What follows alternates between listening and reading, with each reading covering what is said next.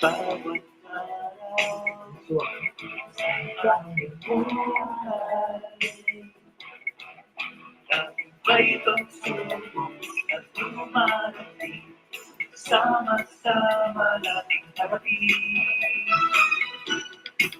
Ibayan ang iyong loob, mayroon kang kaibigan, hanggang dumamay sa'yo. Sa pagtutulungan, pag-ibigayan, magkapatagin ay kalakasan. Magkasangga, magkapampi, sa hamon ng buhay, di ba magkatino? Ako ang iyong kasama, kaibigan, sa ating kapagalitan. Magkasangga, magkapampi, hamon ng buhay at magwawalito. Tayo ay magkasama, kaibigan, saan ay maglalamayan. Magkasangga tayo, magkapampi.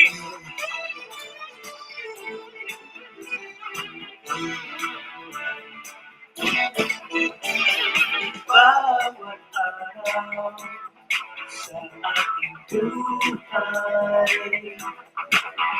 laging may pagsubok, dumating, Diyos ang patuloy natin. Lahat ng hirap ngayong nararanasan ay pansamantala. Pag-asa ay darating, mag-inig, sisikat na ang tiwala sa dilim. Magkasangga, magkakampi, sa hamon ng buhay, di ba magkatino? Ako ang iyong kasama, kaibigan, sa ating kapamamayan. Magkasangga, magkakampi, amat ng buhay at magwawalito. Tayo ay magkasama, kaibigan, sa lahat ay magdadamayan. Magkasangga tayo, kakampi. Siya na sa siya. Magkasangga, magkakampi, magkasangga, magkakampi, magkasangga, magkakampi.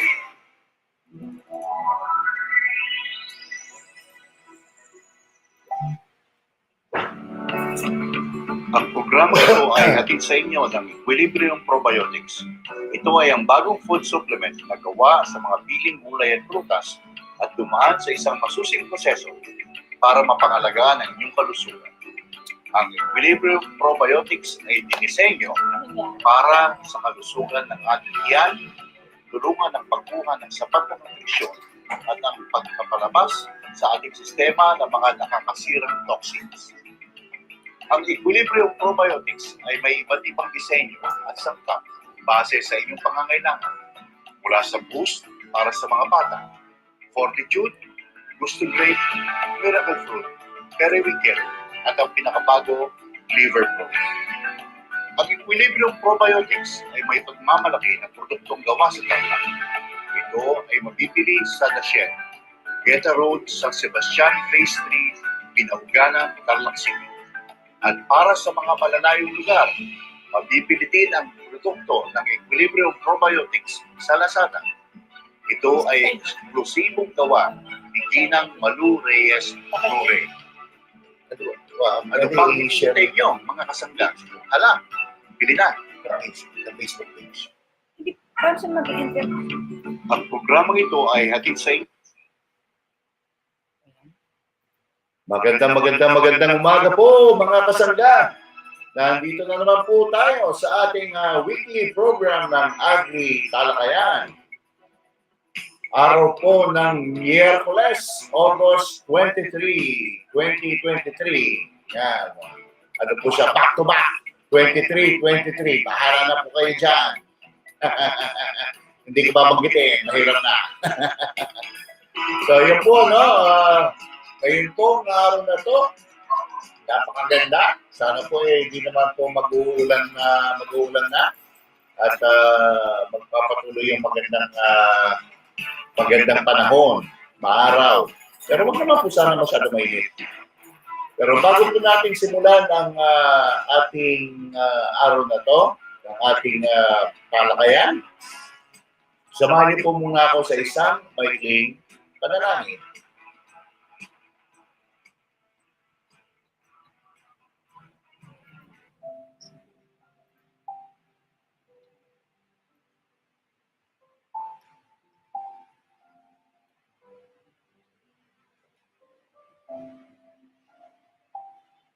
Sa ngalan ng Ama, ng Anak, ng Espiritu Santo. Amen. Mahal namin lumikha, maraming salamat sa bagong araw na ipinagkaloob ninyo sa amin. Sa mapayapang gabing lumipas at sa patuloy na pagbuhos ng iyong mga biyaya sa amin at sa aming bayan. Naway ipagkaloob mo pa sa amin ng lakas at tibay ng loob upang mapaglabanan ng kasamaan at manatili po kami sa paggawa ng mabuti sa kapwa at sa pagsunod sa inyong itinurong tamang landas. Lahat ng gawain namin, inaalay namin sa iyong anak na si Jesus, na aming Panginoon. Amen. Sa ngalan ng Ama, at Anak, ng Espiritu Santo. Amen.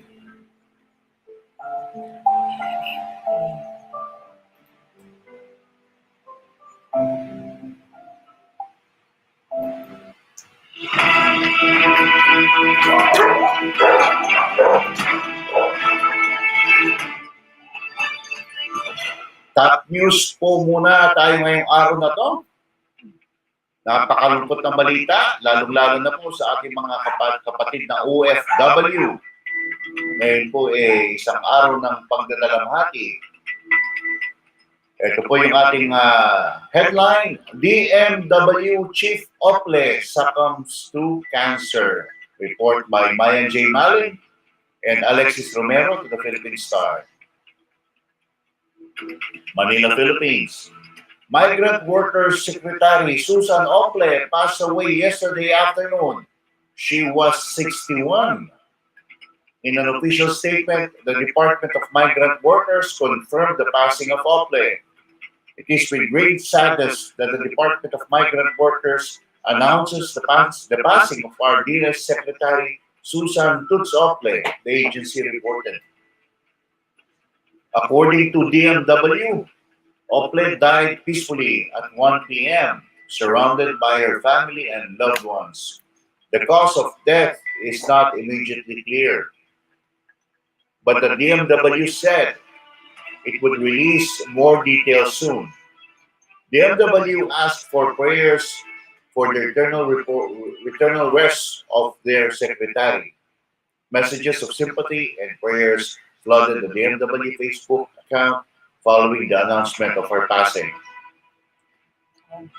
Ople, daughter of former Labor Secretary Blas Ople, was appointed by President Marcos Jr. to serve as the country's first secretary of the DMW, which was fully constituted in January this year. In July 2022, Ople took over the administrative control and supervision of transferred offices from different agencies as provided under the Department Migrant Workers Act. The new department was created with the aim of improving coordination among agencies concerned with overseas Filipino workers and OFW affairs. Since assuming the post, Ople pushed and implemented reforms in the recruitment and deployment of Filipino workers abroad. She led the rescue operations and repatriations of OFWs from war-torn Sudan. Ople often assured OFWs that the DMW under her leadership will be their home and sanctuary. Prior to her appointment to the Marcos cabinet, Ople had been an advocate for the rights of OFWs. Last month, Ople took a 2-week wellness break following the consecutive passing of her 2 elder brothers. A great loss. President Marcos described Ople's death as a great loss praising her for being a great champion for the labor movement in the Philippines. It's a very, very sad news. I have lost a friend. The Philippines has lost a friend. Secretary Toots was a special person with a deep compassion, really, for the people that she had to care for, namely the migrant workers. Marcos said in a chance interview yesterday in Laguna. She very much followed in the tradition of Kablas of play, of excellence, of compassion. It is a great loss for all of us. It is a great loss for all of us who called her my friend. It is a great loss for the Philippines, for the service that we know she could have still rendered. He added, referring to Opla's father who served as labor secretary during the time of his late father and namesake.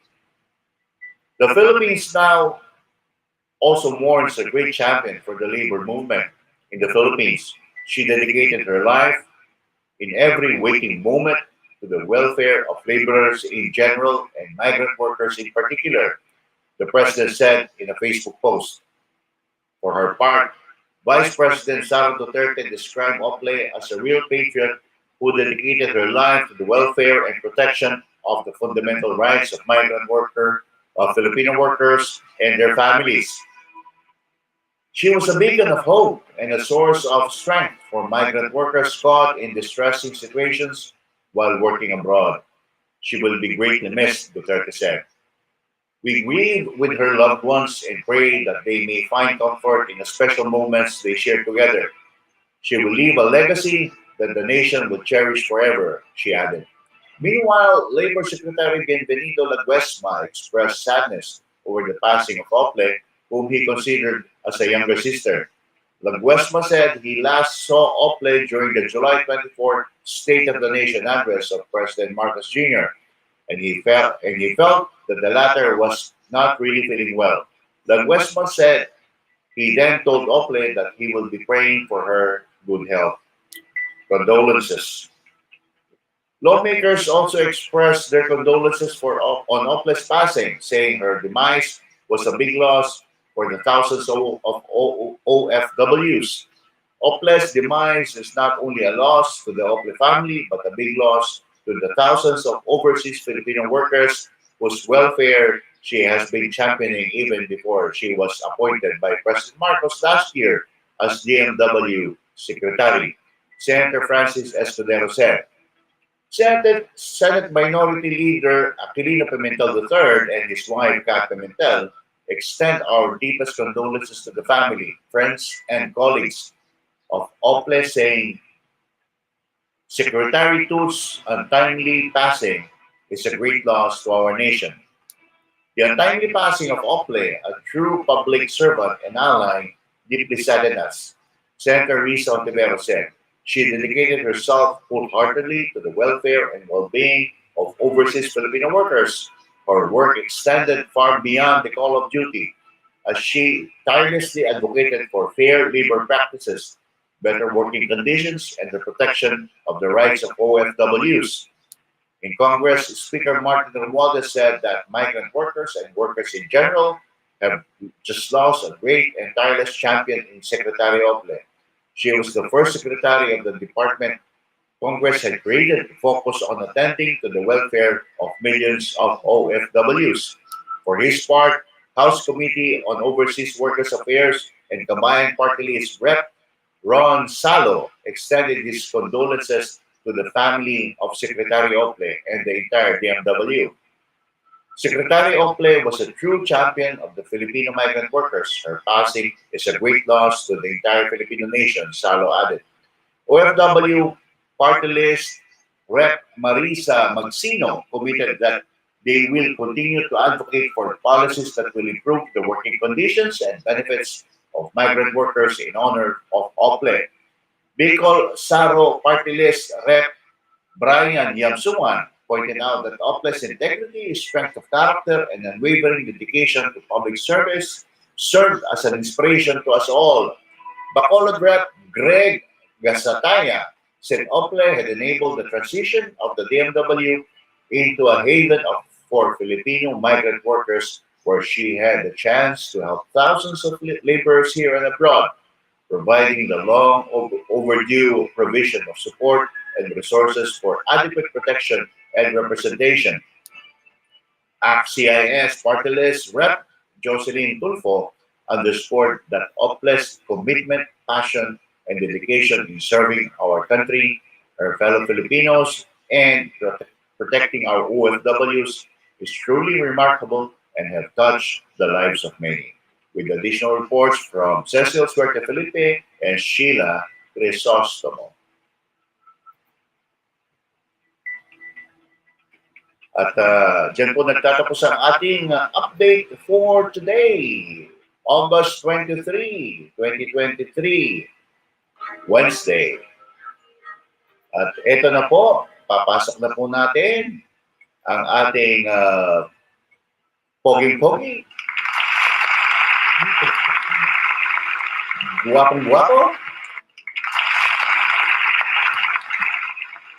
Grandpa Eric. Good morning. Sandali, Brad. Huwag ka excited match. Excited match. Yan, sige, Brad. Bati ka na. Good morning po. Ako yan, antok. Hindi. Good morning sa inyo lahat. At excited kami ngayon dahil meron kaming mga special guests from Naturland. Yes. Kagabi naman walang kaulan-ulan dito sa Tarlac City, sa Hirona, bumabagyo. Ganon? Ang lalim ng tubig sa driveway namin ngayon.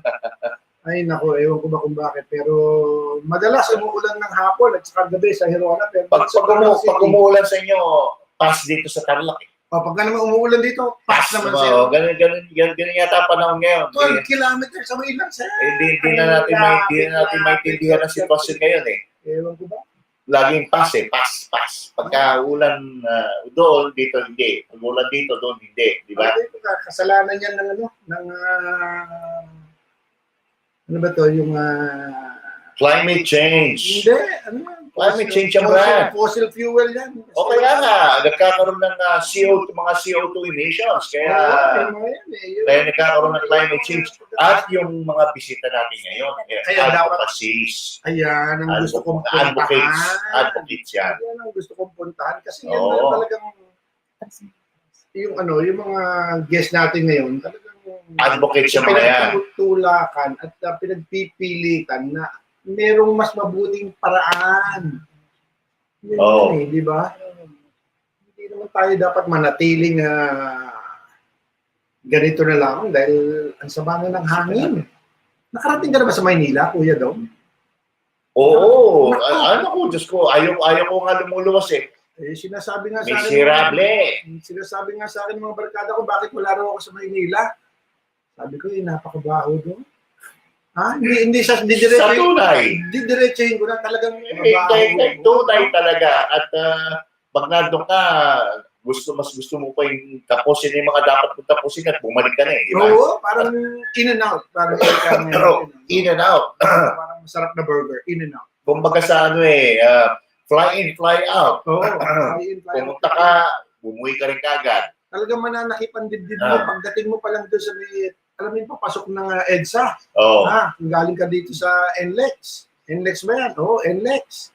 Naku, pagpasok mo pa lang doon, talagang medyo sumasakit yung dibdib mo. Ikaw, Brad, doon Ako nasa may bandang may kuwain pa lang ako, nakangati na ilong ko. Naamoy mo na? Oo, nakangati na ilong ko.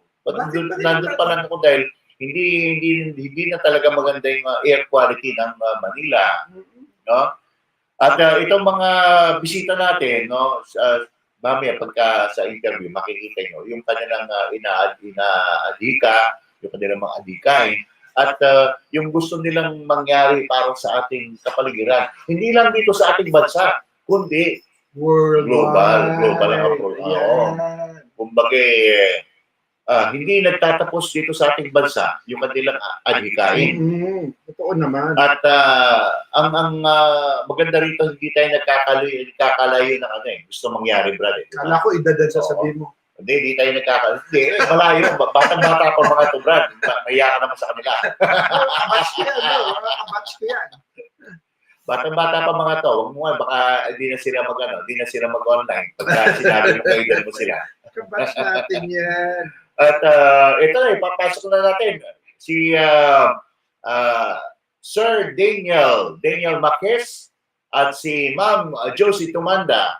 No? Ito po sila, ating salubungan ng isang masigabong palakpakan. Ito po sila, from Dayland. Ito Hello po. po, good morning. Daniel, DJ. Maganda. Umaga po Good sa morning kanila. sa Bakit ating po po lahat. kayo, Sir Daniel and Ma'am Josie? Go Yeah, ahead. good morning. Good morning, everyone. Thank you so much for having us here. Thank you po, sir. Naririnig niyo po ba kami? Can you hear us? Yes po, we can hear you po. I can hear them. I can hear you. Narinig tayo. Lakasan niyo lang po. Yan, yan. Dandali po, no? Narinig. Walang audio si Sir Daniel. Hindi Hi. na- Yan, okay. Yan, meron na. Yeah. Yan na po. Okay, good. Good morning, everyone. Yan. Good morning po. Good morning. How about Miss Josie? Yes. Yes. Hi, good morning, Miss Good Josie. morning. I hope you Ganda can naman hear ng me. background niyo. Talagang nature naman. Opo. Mukhang nasa ano tong mga to. Sa Alapaap. Oo. Yung Sige po, background ko po ba- ay sa kabundukan ng Cordillera. Kabundukan ng Cordillera. Kasi Nice. personally, taga Cordillera ako.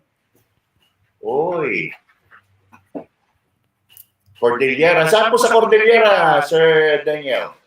Originally from Barlig Mountain Province, pero I'm currently residing dito sa La Trinidad, Benguet. La Trinidad. Ah, Sa mga strawberry farms, right? Nakarating na ako dyan. Oo. Di po ba dyan yung mga strawberry farms sa La Trinidad? Yes po.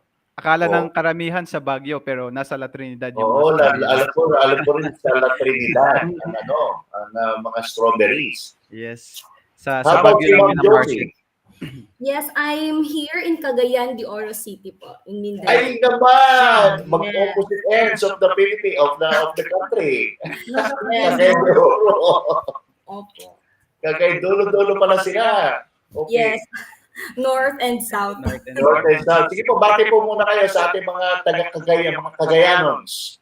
Yes, hello mga taga-Cagayanos. We are here live sa Agri-Talakayan. Agri-Talakayan. Yes, Yeah. Agri-Talakayan. So, Oo. hello. Okay. At kayo po dalawa, you both represent Natureland, di po ba? Yes po. So, Okay. I am Josie Tumanda. I am the country officer in the Philippines and I support po the development of Naturland in the country. Dito. Okay. And how about Sir Daniel? Ako naman po ang social media coordinator ng Naturland Philippines. So ang focus ko po is promoting awareness about organic lifestyle, especially sa ating mga consumers. Oh, ganda naman po niya, no? Oo, napakaganda. Yan ang mga... At bago po tayo magpatuloy sa ating interview, I'll be showing to our viewers the videos of Natureland. Ano po? No? Para po at least to bring into perspective what you do as a company. Ano pa? Allow me to share the video provided by Sir Daniel. Ano pa?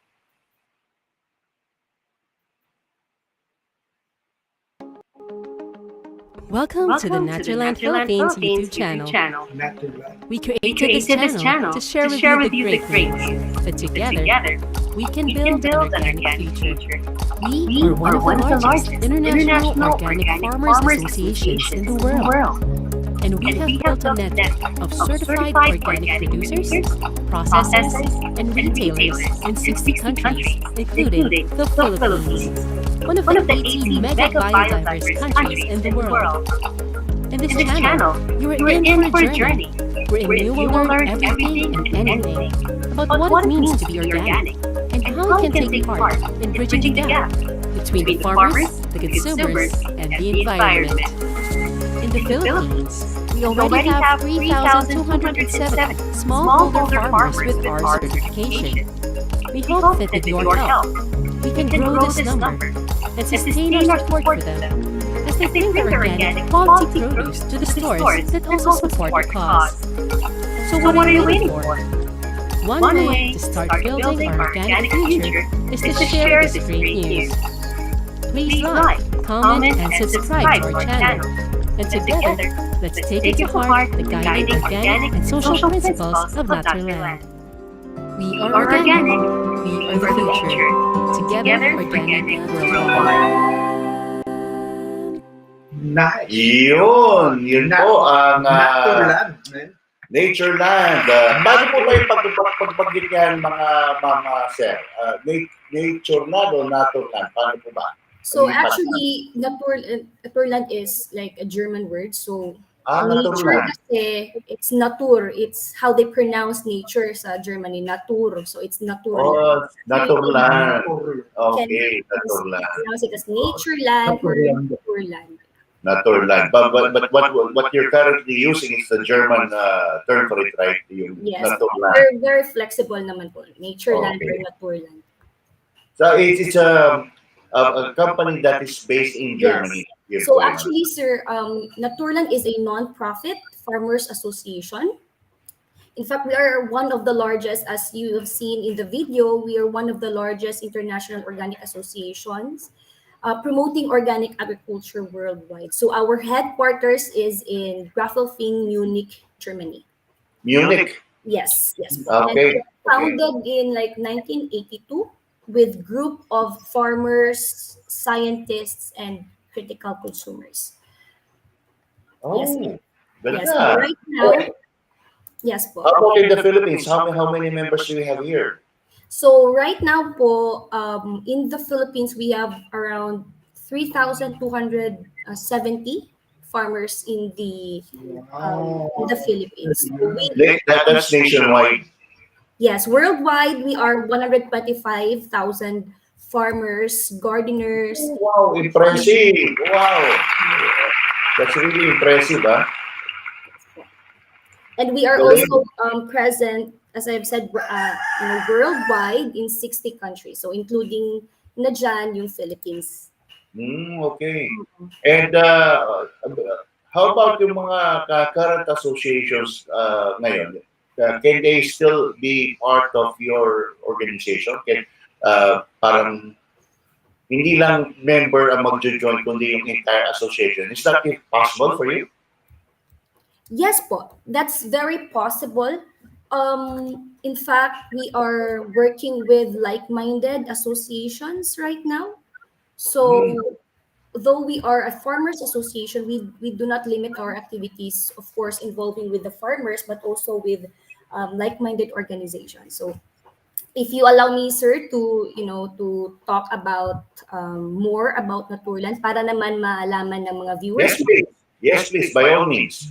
Yes. So we started with one organic producer standard.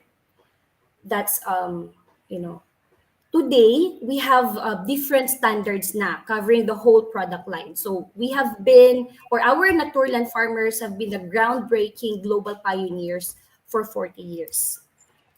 Ngayon kasi before we only have one organic producer standards. Ngayon we have marami na. We have Naturland wild fish and sustainable fisheries. We have standards for that, and Naturland fair. And what's really special in our standards, or what sets us apart from other standards, is that we always incorporate our standards with social responsibility. So social responsibility is a top priority talaga sa amin. So I think in 2005, Naturland was the first organic association to introduce social standards. Okay. Yes. And then, as I have said, we partner here in the Philippines since the 90s. Naturland has been engaged in the Philippines to improve the livelihoods of smallholders, farmers natin. So, as I mentioned, like 3,270 Filipino producers are certified according to Naturland standards, following organic principles and social responsibility requirements. We have our allies here as we have this project here in the country, and we have been working with like-minded organizations like Luam CP, if you know them, this League of Organic Agriculture, municipalities, cities, and provinces in the Philippines. So this LOAM CP is a coalition of 160 mayors po sa country natin who are strong advocates of organic. So we partner with them, and then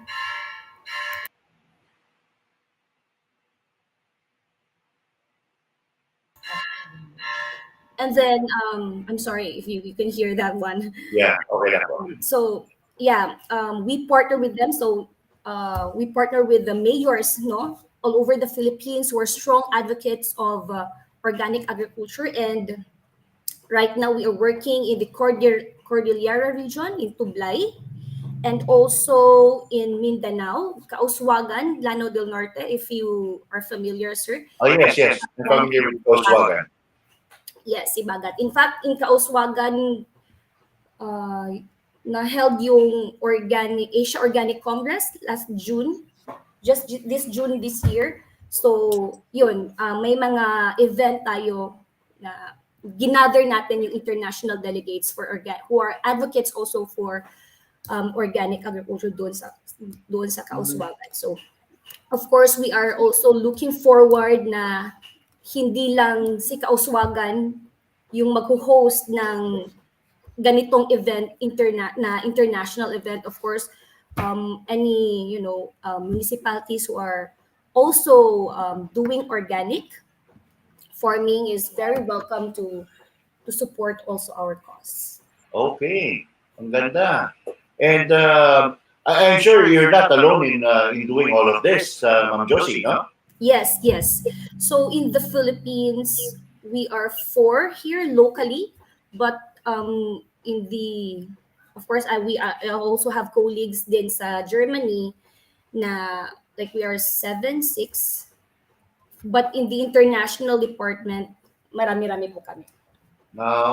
And what challenges are you encountering sa inyong advocacies? Yes, of course. There's a lot of challenges.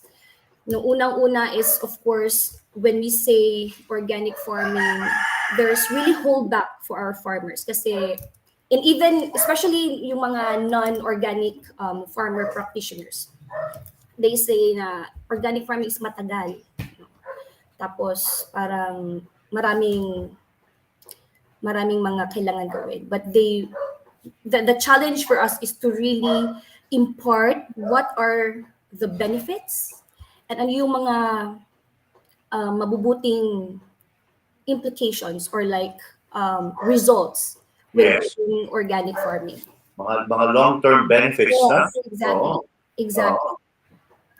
Ayun yung mga madalas namin mapag-usapan dito sa Agri-Talakayan ni Kuya Eric. Kuya Eric, I've seen you write down some questions. Maybe you'd like to ask Ma'am Josie here. No, I just want to hear more about, you mentioned products. What are the products of Naturland? So we have products here mostly in the Philippines that's for export. So we have virgin coconut oils, we have Muscovado. Yes, we also have dried mangoes. So here the direction for us is to certify local products. Kasi nga, 'di ba, yung mga local products natin is ini-export natin. So why not bring the quality product, dito na ma-enjoy ng mga locals natin? And this is where Naturland, of course, with the help of the technical people behind, we wanted to give capacity building, provide them with support producers with the training to improve their practices. Kasi we wanted na hindi lang yung ibang bansa yung makinabang ng mga premium products natin. We can also enjoy it, di ba? Yep, That's that's the right. direction that we wanted na tayo in the Philippines can also enjoy the highest quality of products, not only Mhm. sa other countries lang. And we all know that it's to get the branding of organic here in the Philippines is very difficult. Alam po niya, napaka-strict ng requirements, napaka-stringent ng mga ano nila, ng vetting process nila. So how does yung mga farmer partners nyo go about in addressing this limitations? Actually, what's uh, parang big factor talaga is that they already believe in what they are doing. So even before, you know, they believe that what they're doing is like they're producing organically. Now the thing is, if you wanted to go export, how sure are you, or what's the basis na parang what you claim is really organic? That's where the certification plays an important role dito. And so Naturland has the highest or the stringest standards. Of Mm-hmm. course, they just need to comply the social responsibility and all those standards that are in the list. So unfortunately, I cannot really elaborate on that because we have Yeah. technical personnel who's like doing the inspection here. Yes. So yeah, I think yearly kami nag-audit or nag-i-inspect just to make sure na compliant pa rin yung mga members natin. That's very German of you. Yung audit is something that's really inherent in every German organization. You have to check the process always. That Yes. you're compliant to the process. There was a term, the term corporate or the social responsibility keeps coming up in your statements. When you say social responsibility, what do you mean by that? Especially with your farmer partners.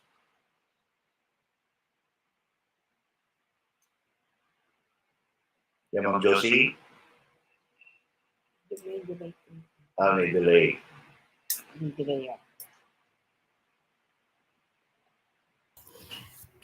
So you mean the social responsibility? Yes, yeah. Oh, yes. It keeps coming up. It keeps coming up from your statements. So when you say social responsibility, what do you mean by that? So the social responsibility is the real life examples dito sa social responsibility namin. We make sure na we ban child labor and yung forced. Oh, yeah. Okay. Yeah. And then in reality, millions of children is like experiencing child labor. Though Naturland does not have the power to eradicate it, but it can provide the framework needed to eliminate the exploitative forms of child labor. That's why we incorporate it in our social responsibility. And aside from the child labor, we also verify na yung employee or yung employers adheres to the minimum wage na regulation natin.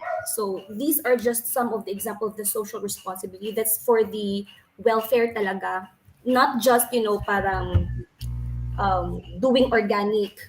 Yeah. It really is applicable to the entire value chain. So to the people who are working in the farms, of course, the animals, yung welfare ng animals, and then the environment. So it's really a holistic approach. Right. So we wanted to tap on the social responsibility. That's kind of tough, no? It's kind of, especially in the Philippines where you have family farms, Yes. of course, owned by and operated by the family of farmers. And we all know when you say it's a backyard farm or it's a farm owned by a family, normally you have children working with the father, with the mother. Paano yun? Paano yung mga ganong situation? Yes, in that situation, just as long as, parang, kasi Yun talaga yung setup ng Filipino Yes. And they're not paid, they're not paid. farms. Yes. They're helping out, they're not paid. Yes, they're not paid, they're helping, but just as long as they are, Yes. they have access to education, they have Yes. access to food, Yes. and then hindi talaga masyadong, Correct. hindi talaga masyadong parang, kumbaga kung magbubuhat sila, hindi yung parang it's above their weight. We tackled about that, and Yeah. of course we saw that set up sa Philippines, and just as long as as I mentioned earlier, just as long as the kids are of course in that certain or that this specific life in that specific family, Yes. and they have access to education, shelter, that will do. Basta priority pa rin yung education ng mga anak. Yes. Yes. Okay. Yes. Now, this next question, I'd like to pose it to Sir Daniel, being the one in charge of social media. Yun po yung sa inyo, Sir Daniel, right? Sa social media. Yes, sir. So, how do you manage yung perception ng mga mamamayan na yung when we say organic, it's something that's expensive and out of reach of normal income family earners. So paano mo how do you breach that perception?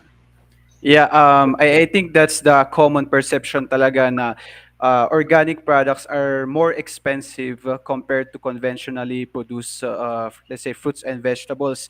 But That's right. the reality is, let's say, when we consider yung health aspect, when we consume conventionally produced products that are laced with pesticides, weedicides, and other inputs that are damaging to the health, that gives way to the fact that organic products are less expensive when we consider the impacts. And of course, when we are looking at the long-term horizon, the bigger picture of it, that when we continuously engage in conventional production, we know naman that it has impacts, severe impacts to our environment, to our culture, and all this add to the cost of conventional practices or conventional products.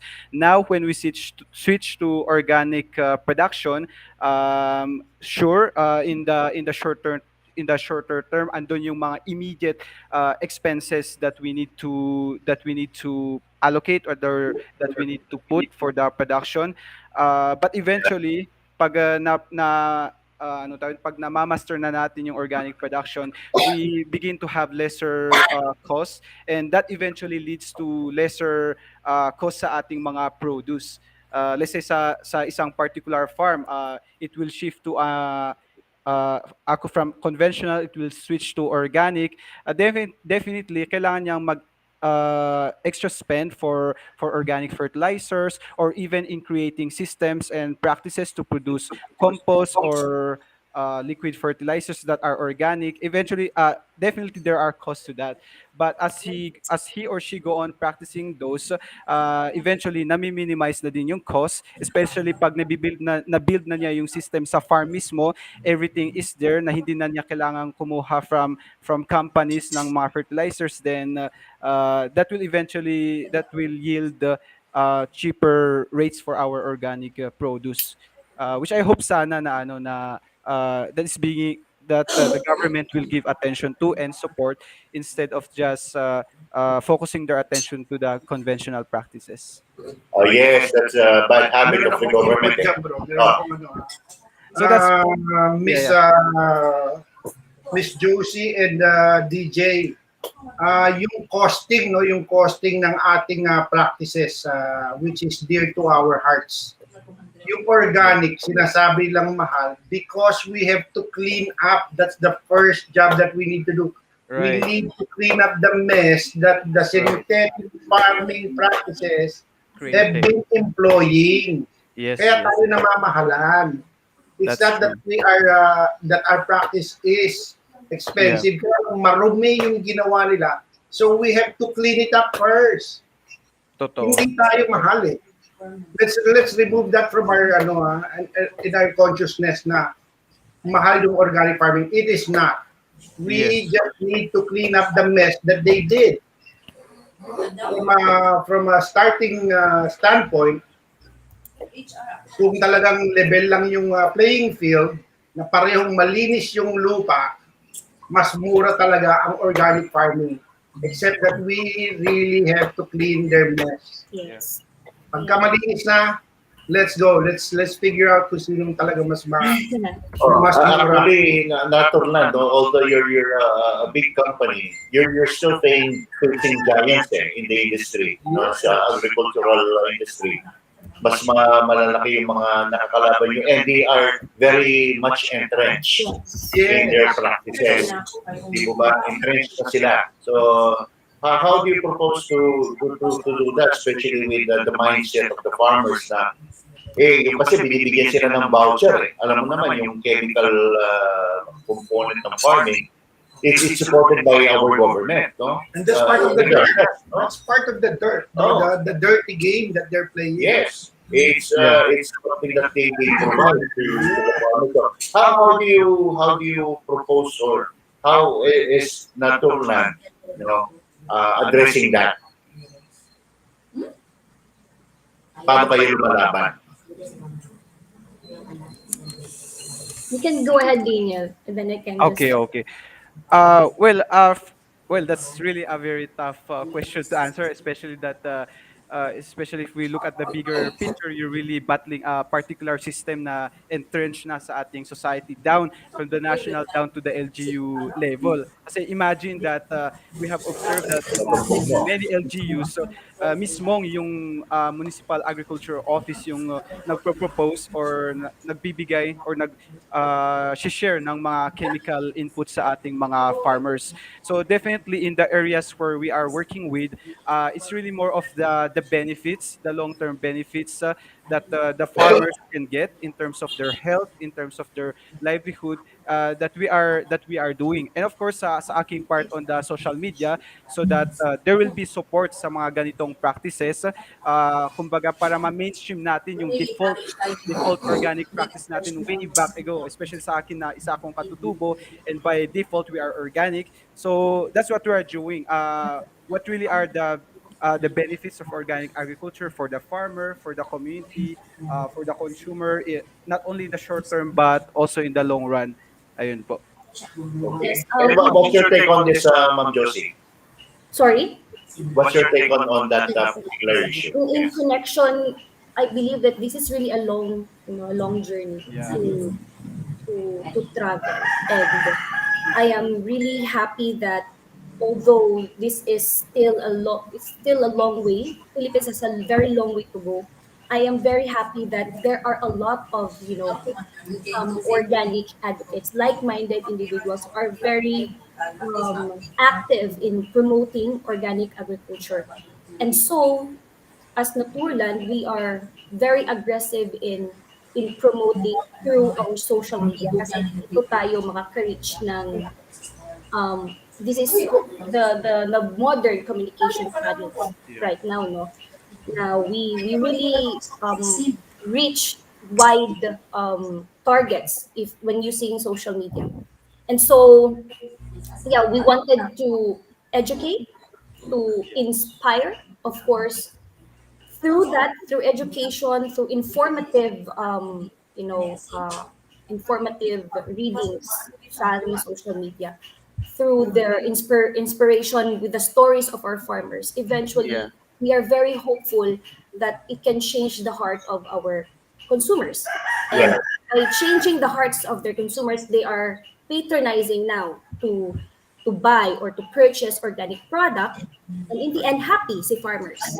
Yes, that's right. So this is really a chain. Hindi lang focus. We are Farmers Association. No, we put really the farmers sa center, and we bridge them. We bridge the gap sa consumers, sa mga retailers, kung saan talaga yung makaka-benefit sa farmers. And by bridging that gap, of course, hindi lang parang focus lang yung mga activities namin or like yung ang mga ganap namin sa farmers, but also sa ating consumers. So what is it for our consumers to patronize organic farm or organically produced food? What is it for Yeah. the retailers to, to purchase or to supply their products from our organic farmers? So that is, of course, very challenging for us. But yeah, kahit paano, there are people who believe in our cause. Like you, Yeah. for Yeah. example, I believe that you are, parang you're very strong advocates sa organic culture. So it's very a long way to go. But yeah, we're slowly getting there. Yeah, if I Wow. may add, Yeah, sir. Go. part also of what we are doing is to show proof of concept. Kasi it's so easy to say that this organic system works, but how do our local farmers operationalize? Like for example, dito sa Benguet, we have shown them na for that agroforestry coffee, for example, works. We have shown them models from countries like in Rwanda, in Africa, that you don't need to totally clear a forest para makapagtanim ng kape. You can just do Mm, some minimal modification ng forest na andun yeah. pa rin yung integrity, andun pa rin yung biodiversity, while at the same time planting coffee to provide livelihood sa ating locals, to provide income, at the same time sustaining yung water supply nila that irrigate other crops or irrigate other farmlands down to the lowlands. And of course, yung health nila it's protected, and their wildlife is preserved. So ganon po. So Yeah. in some cases nga I think they would appreciate kasi parang nare-restore yung value system nila, kasi especially like dito sa Benguet that they are indigenous people, mga Ibaloy, mga Kantanae, and while Yeah. we are engaging with them, parang nare-restore yung value system nila that land is life. And so parang ganun yung nagiging anchor ng mga practices nila when it comes to organic, and which they are Mm. slowly appreciating po. Wow, ang bigat naman ng ano niyo, no, mga challenges pala ninyo. Nakakatakot, nakakatakot. And in fact, it's something that scares people, especially when faced with yung mga alam naman nila na haharapin nila yung mga higante, yung mga makukulit na farmers na ang idadahilan sa iyo. Kasi pag ito gagamitin namin, ito kagad yung makukuha namin, di ba? Yung mga Yeah. instant gratification na makukuha nila. Plus, of course, ang challenge din sa atin, hindi lang naman yung mga giant chemical, mga gumagawa ng mga chemical inputs. Isa pa rito yung mga commercial farms who utilizes yung mga chemical inputs, right? Kasi sila yung mga number one users ng chemical fertilizers, mga pesticides, herbicides, weedicides. Sila yung number one eh. And they buy bulk. Yeah. Bulk ang binibili nila. And ito yung talagang they make full use of these chemicals sa kanilang production. Are you also trying to bridge yung itong gap na to between organic users and the commercial producers, farming producers? Are you trying to influence them as well? I think I can start. Okay. Would you mean the application among farmers of either organic? Yeah. Kasi I'm not really particularly sure with the detail, pero yung narinig ko is that Naturland is advocating that the farmers themselves will produce their own fertilizers using resources, plants, microorganisms that are available on their farm or on their surrounding ecosystems like mga gubat. So I think our technical person can eventually explain more about this. But yeah, for this Actually, segment, yeah. actually, Go ahead. Ako lang po pasok. Daniel is right. Pasok na wala pa ko pasok. We support, of course, our farmers. As mentioned earlier, na we do capacity building. We support our producers to improve their practices and also the composting and also the Impress. formulation of the fertilizers na makikita lang nila sa paligid nila. Of Yeah. course, we support that. Actually, this November, we have an expert na pupunta sila dito, and we will Right. be traveling in Cordillera, I think in Cebu, and then in Mindanao, of course, to Yeah. do coffee workshop, and also teaching our farmers how to do compost, to do fertilizer. So that's just one of the activities or the engagement or the Yeah. technical knowledge that we import from our, of course, from our head office Para sa ating. self-sufficient, no, yung farmer, yung mga Yes. farmers natin. At saka magiging self-sustaining yung kanilang farm so that they wouldn't need na to rely from external inputs. Wow. And by the way, we have with us right now one of our technical experts and scientists and advocates, si Sir Pets Velasco, who is currently in Davao right now. Sir Pets, pasok! Good morning po sa lahat sa ating bisita dyan, no? Taga ano sila, natural land, ano? Natural po. Nakinig lang ako. Natural. At Si Ma'am Josie po is in Cagayan right now. Cagayan de Oro. Cagayan Valley. Cagayan de Oro. Cagayan de Oro po siya ngayon. Okay po. So maganda ang advocacy nila. At, kailangan talagang masuportahan. Yes. Baka po may mga question kayo. Sige po. Tanong ko lang sa kanila kung ano itong grupo nila, NGO ba ito o ano, private? Private ba kayo, ma'am, o NGO? We are a private association po. Yeah, international Private association. po, yes. So, anong kayo, nakatutok kayo sa coffee production o sa lahat? Sa lahat po. Lahat. So we have Okay. standards production, sa organic production. We also have standards sa aquaculture, and I think we have forest management. We also pioneer sa insects. So we have a lot of Wild standards. Nag-start po kami sa isa. Ngayon, we are still innovating sa mga, sa product line where we wanted to intervene organic. Gaano na ba katagal po ang company niyo po? So we are pioneering for 40 years now. 40 years. So, Yes. Matagal-tagal na rin. Matagal-tagal. bali ang ano ninyo, headquarter ninyo nasa Luzon? Germany. Germany. Germany po. Germany. Headquarters po namin sa Germany. Yes. Yes po. So nag-gets ko na mayroon kayong organic product na pinopromote. No, we don't. We don't promote product because non-profit po kami.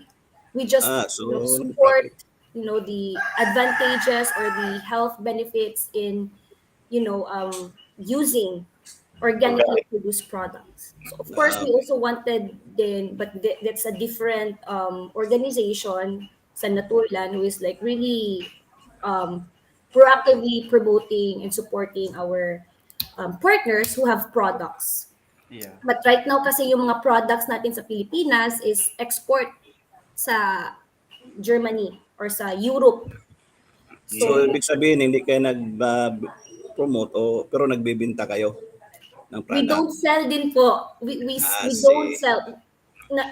Kami na non-profit, hindi kami nag-support na talaga kami. Yeah. We support, may mga partners po kami na may mga products na binibenta sa ibang bansa. I see. So, hindi rin pinabibigay yung product niyo, ma'am? Hindi rin pinabibigay? Actually, yung sa Organic Congress last June, may mga support kaming natanggap. Our partners dito sa Philippines, nagbigay sila ng mga products nila and pinamigay namin doon, mga giveaways. So, we have Mascovado and then Virgin coconut oil. Virgin coconut oil from Primix, Mascovado from Alter Trade. Nag-support sila po sa... So, technically, ma'am, yung ninyo is, advocacy ninyo is yung sa organic, more on technical support kayo, hindi kayo sa sa production o sa technical kayo sa partners, sa technical aspect o sa saan nyo sila matulungan, ma'am? Kasi hindi ko masyado na naumpisan yung So, actually, we build them, we build the gap We can support them sa in their production, their current Yeah. practices, na ma-improve nila yung current practices nila. At the same time, aside from that, we also link them sa ating mga markets, national, local markets, to ensure better income for producers. So we just don't support, kasi nga, if we support our farmers only, so marami silang, magtatanim sila ng mga organic, but wala namang bumibili. No, katulad ngayon dito sa kalabasa, tiga 2 piso na lang ang 5 kilo, 2 piso na lang. Yeah, So, tinatapon na lang. So, gina-bridge ninyo yung gap between Yes. Producer and the buyer. Yes, exactly. We don't serve as a middleman. Parang binibridge na talaga nila. So, the farmer and yung consumer mismo or yung group of consumers or yung mga businesses, like mga restaurants, mga retailers, they are the one who will negotiate together. So, we just, bring them, put them together para magkausap sila kung ano yung mga selling prices nila. Siguro, Ma'am Josie, if we show the next video, it would shed light more on what you do as an organization. Apo, with your permission, allow me to show the second video of Naturland. Ito po siya.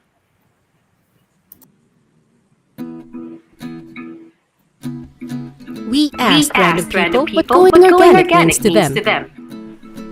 For me, going organic is simply going back to basics. It means prioritizing food, the food we eat, at its most natural or close to its natural or original state. I believe that going organic means promising yourself and avoiding commercialized or processed things.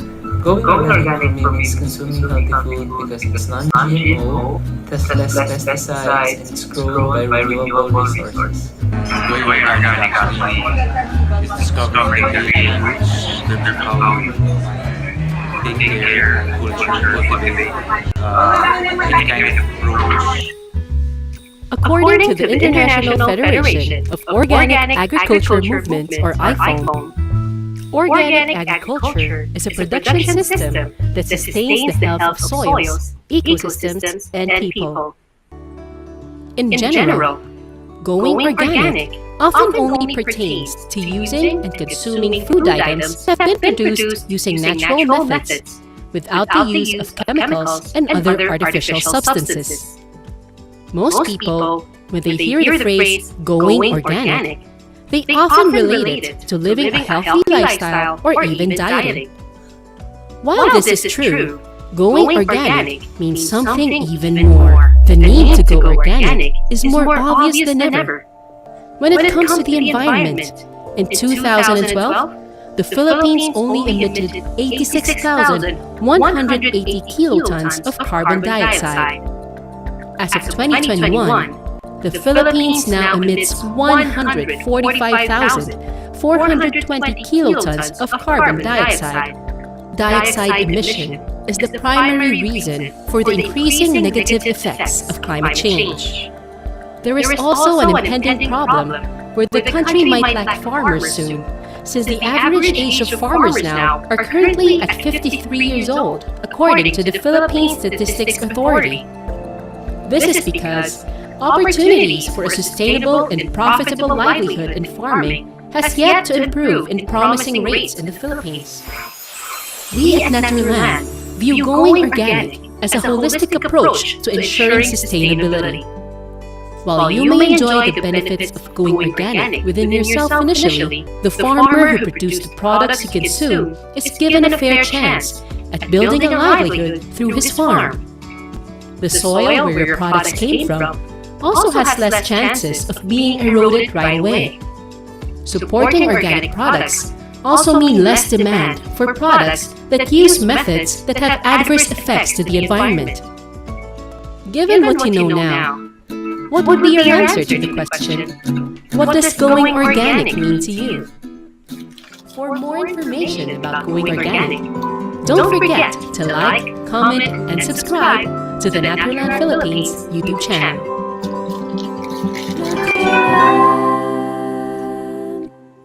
Yun, malinaw na malinaw. Going organic, no? Going organic. Going organic. So,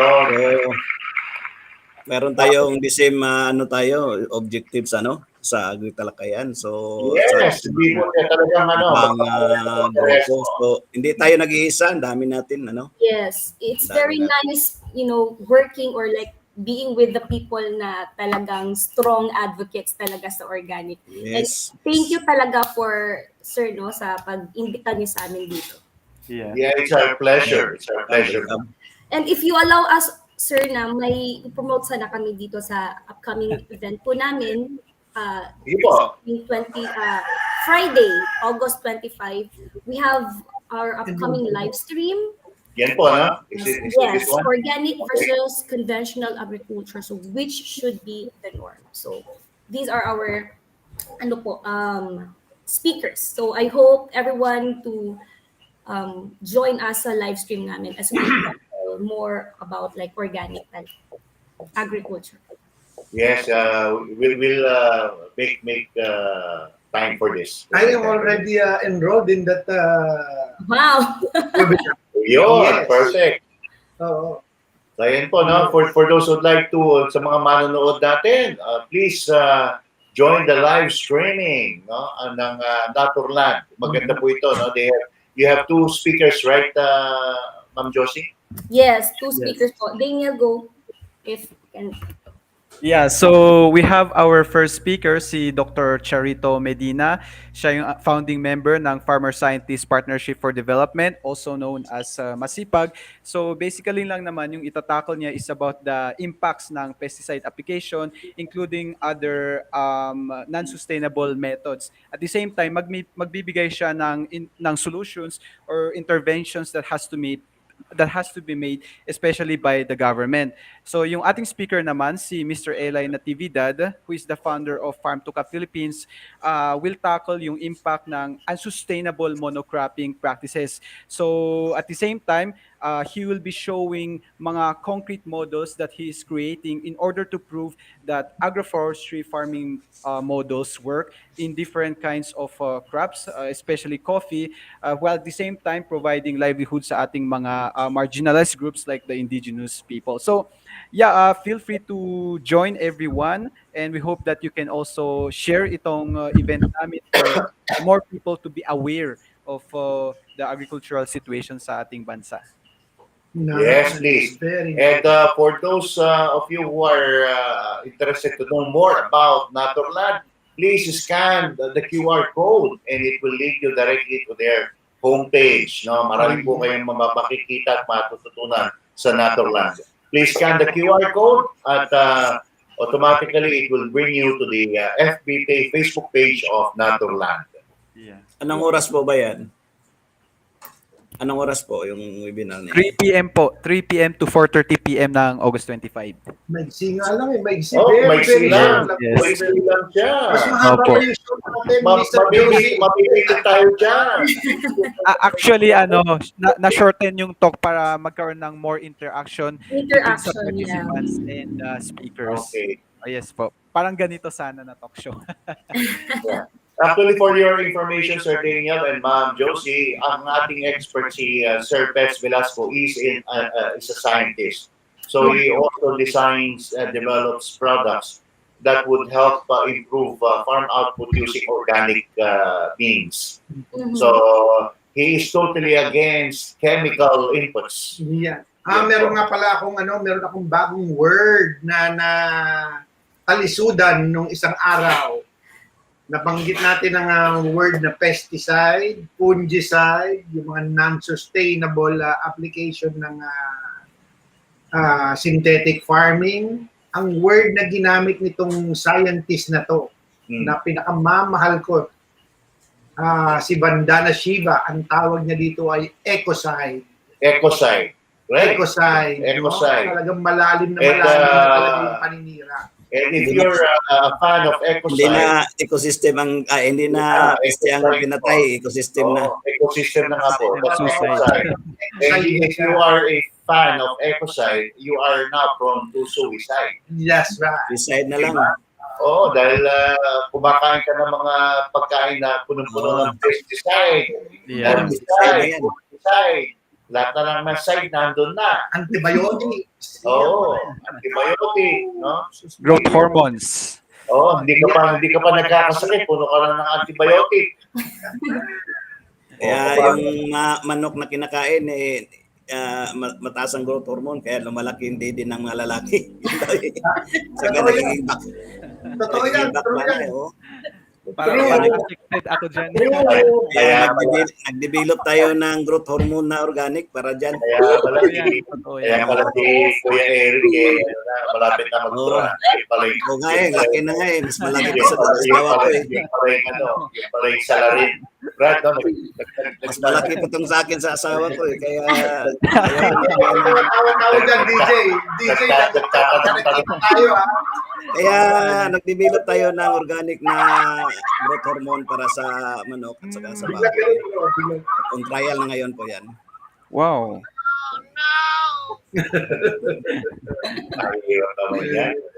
Para ngayon tuloy.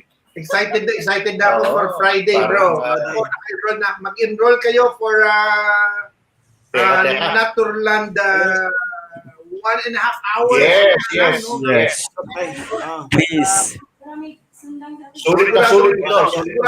Sunod naman yan kaya maganda sunod. We will keep advertising your live streaming to get more traction from people. Thank you so much po. Thank you so much. We will be helping each other out. We have the same advocacies. Yeah. Dito tayo nagkakaiba ng adikain. And by the way, for your information, Ma'am Josie, we are also partnering with the academe. So magta-tripartite tayo with the academe, no? Sure. Bring in. Yes. It's with the Tarlac Agricultural University. So we're partnering with them. Yeah. Well, kami naman po, we are partnering with the Benguet State University for one of our activities. Yes. Especially that they have a lot of organic models, particularly sa coffee side. Yeah, we are looking forward then to partner with sa area po niyo sa Tarlac. So, we can explore. Wow, yeah, perfect. And if perchance you are both traveling and you of course, you'll be passing by Tarlac. By happen chance na dadaan kayo. You feel free to drop by and we'll cook you some organic yes. Wow, that's so nice. Yes.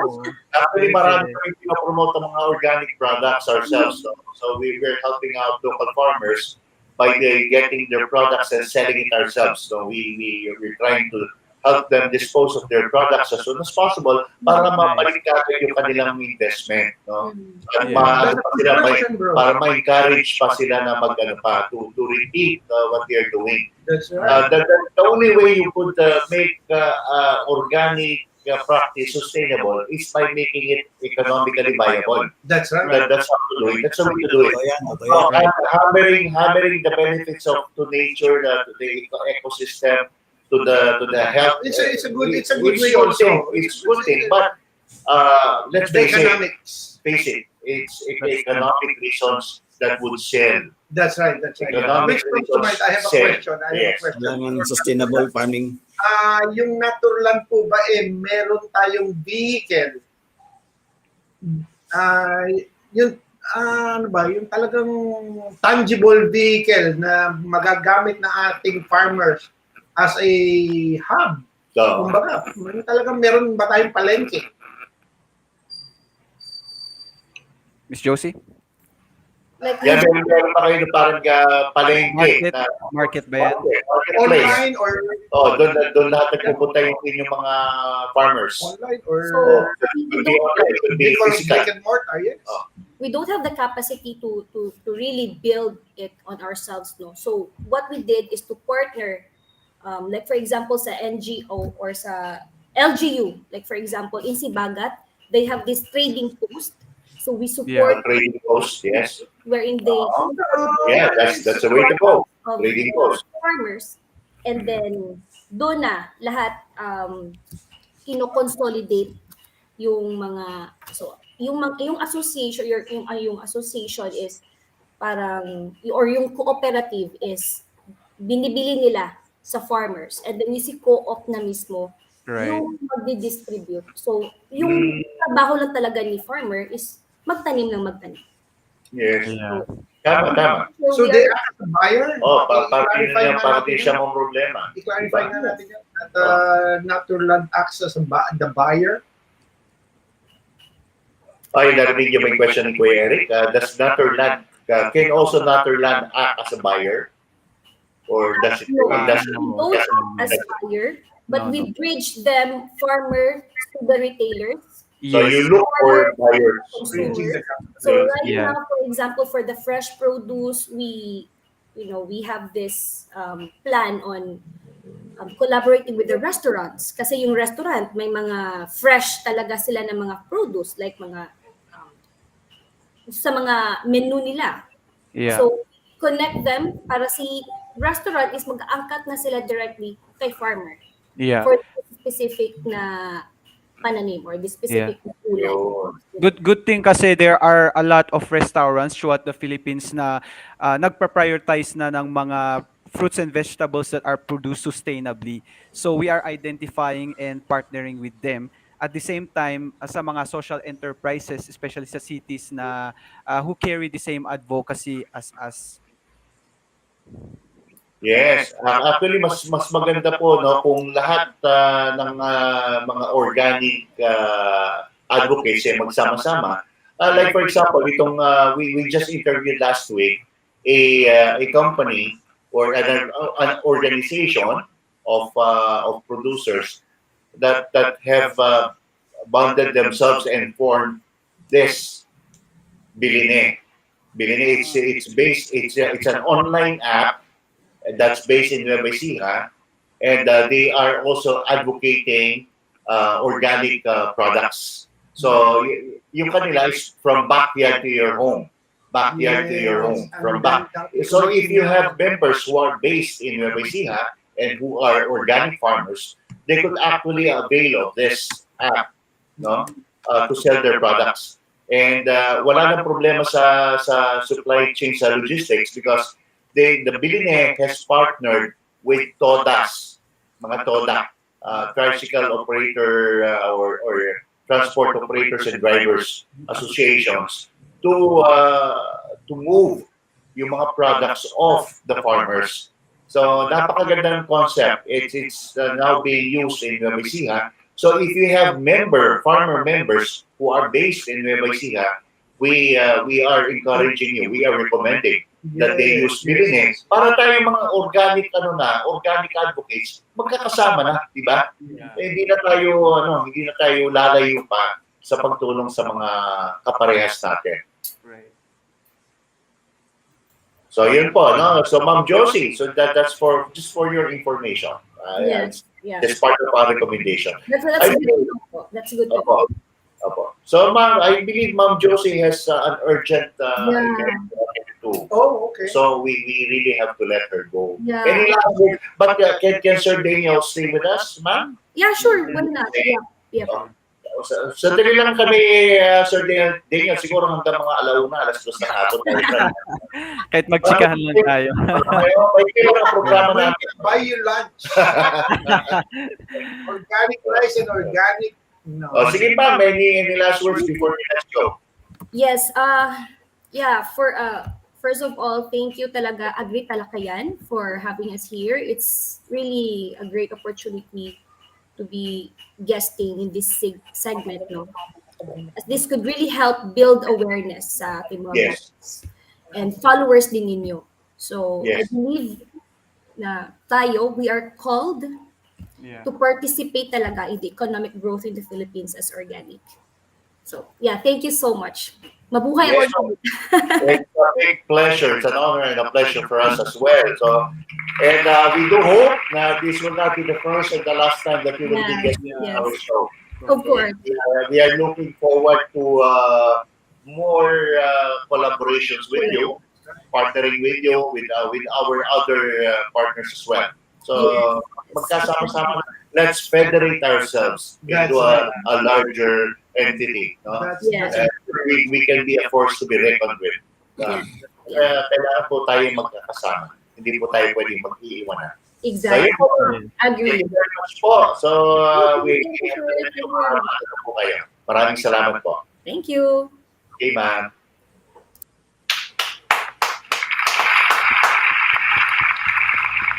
Ayan. So, Sir Daniel. Okay Hello. ka lang na magtuloy-tuloy tayo sa ating Yes. So just to add sa aking production, pag nakikita nyo yung aking background, that's my coffee farm. Uy, naman. Konting segue lang because I I started this what I call barley grain forest coffee projects noong 2021 at the height of the pandemic kasi wala akong magawa. But anyways, I wanted to create this model farm kasi na you can grow coffee under the rainforest. Kasi yung nangyayari sa amin, barley is like the last ecological frontier ng Mountain Province. It's like 90% dipterocarp and mossy forest. Pero yung nangyayari, because of monocropping vegetables and citrus production, pakunti-kunti nang nawawala yung aming gubat. And so I introduced this project para to pilot what doing in Ethiopia, na they are growing coffee under the rainforest. Because coffee naman talaga by default is a forest crop. And that's a model na we're trying to introduce dito sa amin. So literally, everything is there. The forest provides the nutrients, the moisture, the protection from calamities, etc.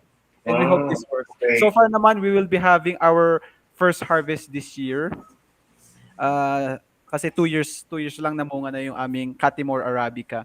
So yeah, we're excited for it. But let us know if you're gonna do the harvesting para kami, pupunta dyan si Brother Eric. No? Hindi. Para Ihatid ko si Brother Dom dyan kasi talagang coffee drinker talaga yan. Hindi, para ma-cover natin, no? Opo, please visit. Yeah, I will accommodate you there. Okay lang na i-cover natin yan? Sure. So, Arabica yung ano nila, variety, Arabica. Yes, it's Arabica. Wala kayong Robusta o ano? Wala po.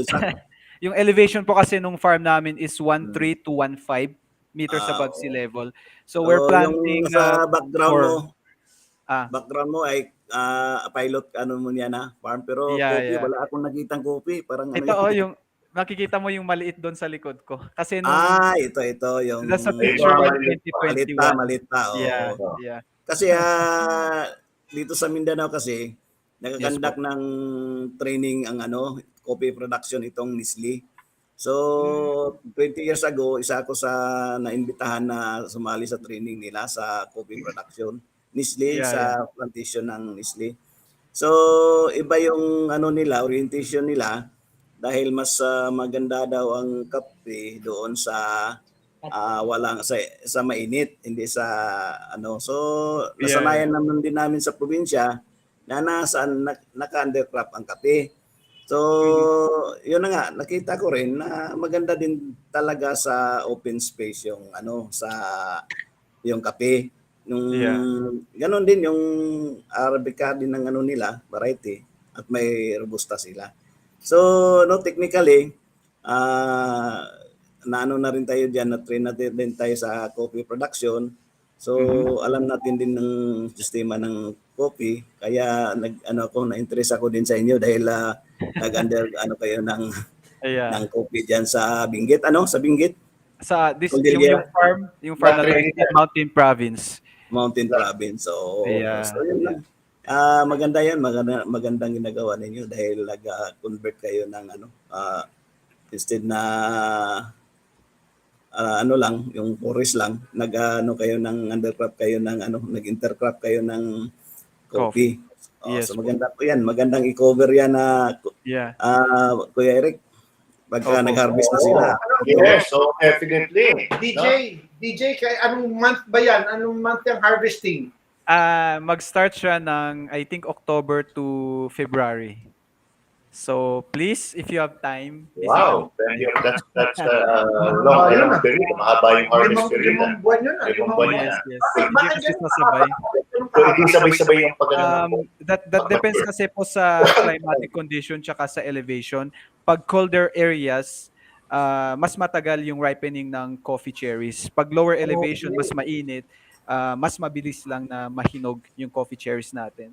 So yung area ko, for example, yung plot ko sa 1,300 meters, earlier siyang magra-ripen compared doon sa 1,500. Mas Yeah. mataas kasi. mas mataas ang elevation. Ayun pala yun. Dati meron kaming ano rito, kaso tea naman yung dito sa amin. Kaya yung coffee, hindi ko masyadong Pwede ba yun sa lowland? Yung kape ba? Pwede ba sa lowland? We have species na that can grow sa lowlands like Robusta, Liberica, and Excelsa.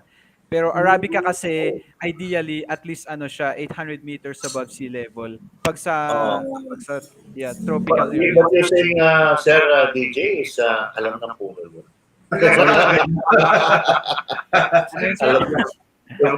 Magre-reklamo ba yung Arabica pag tinanim mo yan sa Tarlac? Wala sa bundok. Malalaki yan, malalaking bunga niyan. Tutubo siya pero hindi siya manganganak, hindi siya magputubo. Kasi I've seen that sa Manila. Parang ornamental plant na lang kasi siya. Ornamental na lang. Oo. Kung ipasok mo siya sa aircon, mamumunga ba siya?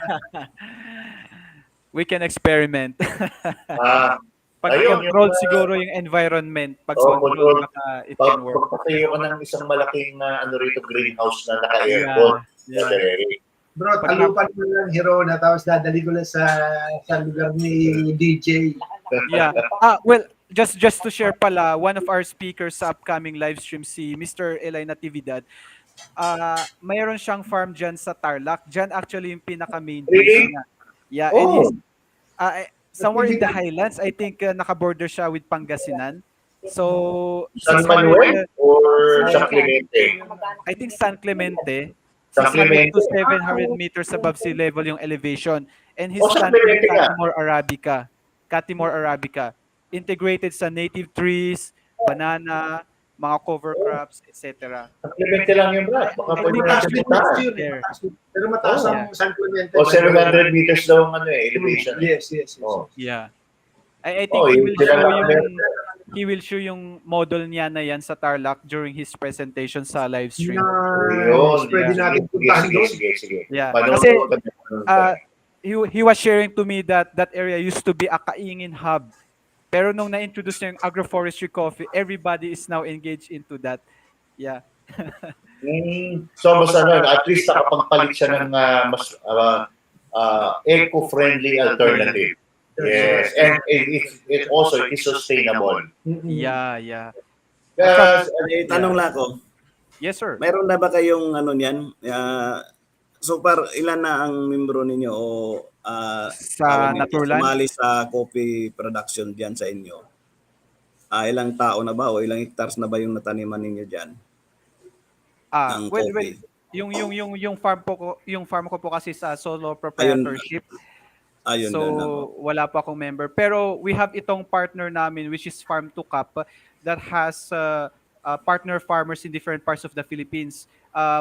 It has been organizing po kasi a series of boot camps since last year to show coffee production to coffee brewing dito sa La Trinidad, Benguet. And so yung mga attendees, they themselves were inspired and started their own farm using yung agroforestry model ng Farm to Cup. So kasi dito sa Mindanao kasi organized po ang dito yung coffee growers, no?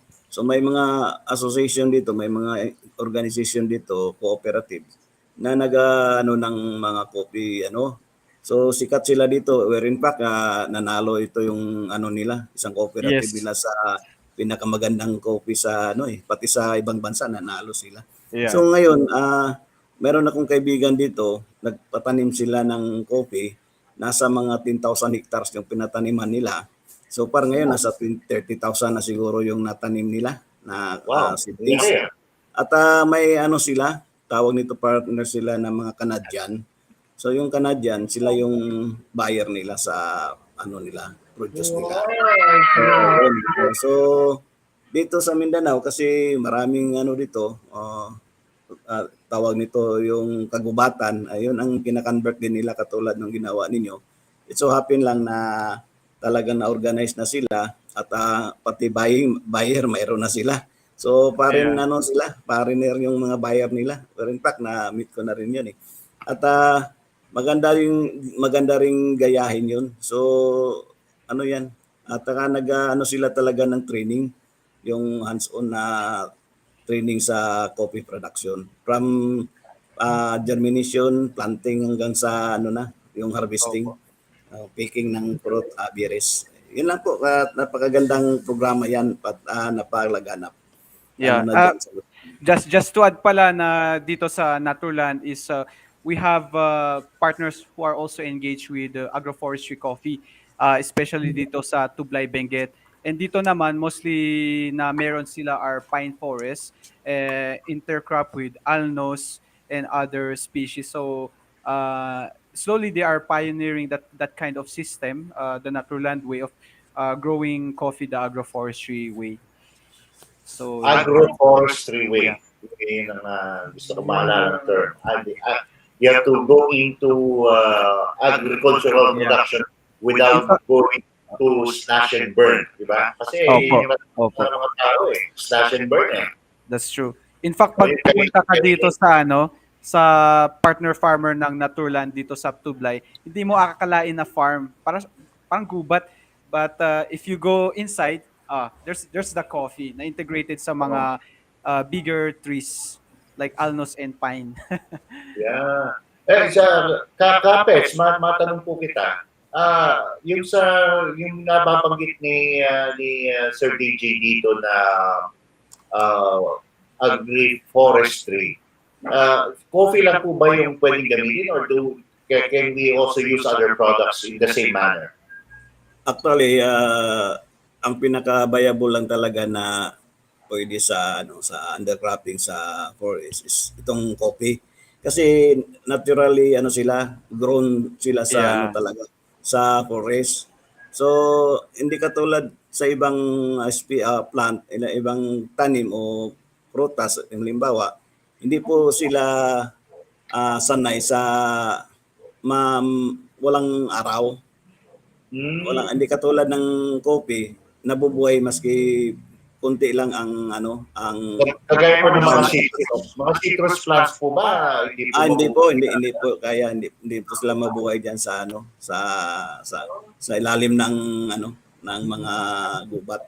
Coffee lang talaga ang nakita natin so far na pwedeng mabuhay diyan sa ilalim ng mag-integrate doon sa mga kahoy.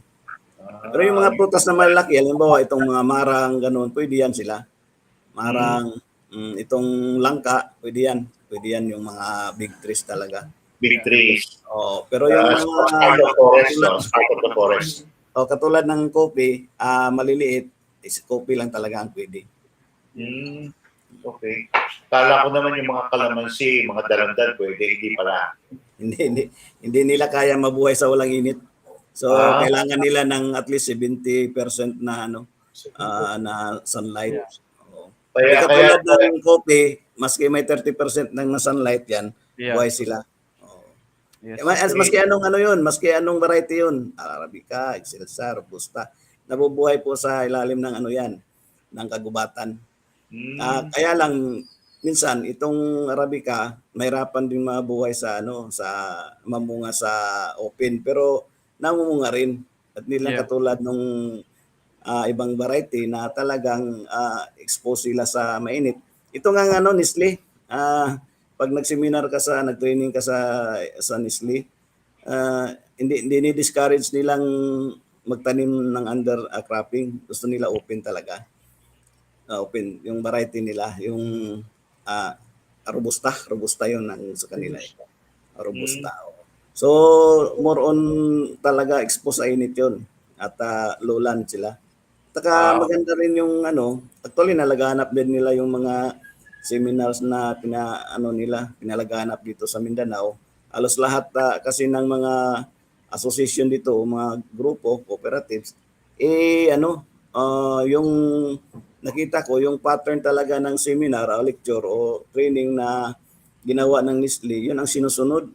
Sinusunod lahat hanggang sa listing. Yun talaga. Doon ko nalaman na itong coffee pala, itong kape na pwede pala natin i-germinate yan, yung pinaka-talbos, pinakadulo. Yes. Pinakadulo na yung tawag dito sa Tagalog ng talbos. Yeah, So yun, ka Eric, Kuya Dong. I Pwede pala think yan. may study ang diyan, Bureau of Plant Mabubuhay pala. Industry, yung talbos yung pina-germinate. Oo, nabubuhay talaga. Yun talaga ang ginawa namin doon. At saka aside doon sa germination po ng mga seeds. At yung coffee pala, pwedeng mag-graft yan. Pwedeng mong i-grafting yan. Pwedeng markot. Pwede yung sanga. Pwede mong i-babuhay yan na sanga lang. So, pero mas madali na talaga is yung yung talbos. Yung talbos niya na pinutol mo at yun ang i-germinate mo, madali pong ma-germinate at madali lang pong buhayin kaysa yung madali din mamunga kaysa doon sa seeds. So yun ang at saka maganda din sa Nestle dahil yung tinuturuan nila na nagtanim ng kape, sila din ang buyer. Kaya lang sila sa mahigpit sila sa quality. Kasi talaga yung kinukuha nila. Pero so far ngayon, wala nang problema sa buyer sa kopi. Ang daming buyer, ang supply ang wala. Ito pong question ko is kay directed at DJ. Kagaya po ng nabanggit ni Capex, yung kagaya ng Nestle Philippines, they're buying products directly from farmers. Yung Nestle is a big business. We know that. We all know that. Right. So, do you think yung kanilang requirement kasama rin kaya yung organic or hindi? Heavy rin sila on chemical. Yeah. Practices ng definitely sila yung mga sinasabi natin mga giants na makakalaban mo pagdating na sa organic, di ba? That's right. I think they're more of the quantity. So they don't really consider yung environmental aspects. I'm not sure because wala pa naman ako nabibisitang Nestle coffee farm. But that's what I'm hearing from other farmers, that they are focused on the production. Volume, right, exactly, volume. Yes. Kailangan ba ng chemical input sa ang coffee? Coffee plant? No, kasi coffee is organic by default. Tumutubo siya sa forest ng Ethiopia where it originated. So if it's possible there from its origin, then I think it can be replicated elsewhere. Yeah. And ang dami namang coffee farms like itong partner namin sa Tublay na hindi siya talaga gumagamit ng chemical inputs. Okay. It's intercropped species like mga banana, mga native fruits, yun yung kanyang sinasabi na fertilizer niya for his coffee plants. Yeah, Kapets, you were saying? Hindi, sa experience ko kasi nagtanim din ako ng kape during my high school days. Yung pinakamagandang diyan, organic na iabono talaga sa kape is yung yung dahon niya mismo, haluan mo ng dahon din ng mga yung nasa paligid kung saging ba yan. Ibaon mo lang, lagyan mo ng kunting tawag nito chicken dung. At yung niya, yung pinaka-hal niya, di ba? Yung pinaka-balat niya. Pag nagpadihalin kayo, yung nagpatanggal ng balat, yun ang pinakamaganda ding i-compose para ibalik din sa kanya. Napaka-friendly ng coffee, no? Oo. Actually talaga, yung coffee talaga, hindi naman siya nangailangan ng fertilizer. Kung taba lang yung lupa. It so happen kasi, pagka hindi mo din sila inalalaya ng abono, it's either chemical or synthetic, wala na organic, ang dami nilang kumakain po sa nutrient na doon sa lugar na yun. Tatalonin siya sa malalaking puno. Yeah. So, kailangan talaga may backup yan na organic na abono para sa kanila lang. na hindi kasali yung iba. Okay. So yun. Oh. So yung iba naman, yung mga malaking company na coffee production is nag-aabono talaga sila. Hindi naman organic, talagang synthetic na abono nila. Ayun. Ayun. May question ako, bro. May question. May question si ako Kuya na kasi Eric. nabanggit yung mga saging, yung robusta. For a backyard farmer, siguro mga 500 square meters lang na marami siyang saging doon. Pwede bang isingitan ng tanim na robusta coffee yan? Would you recommend that? Sinong tanong din? Ako sa akin lang ako unang sasagot. Kasi yung robusta kasi ano yun, tawag nito.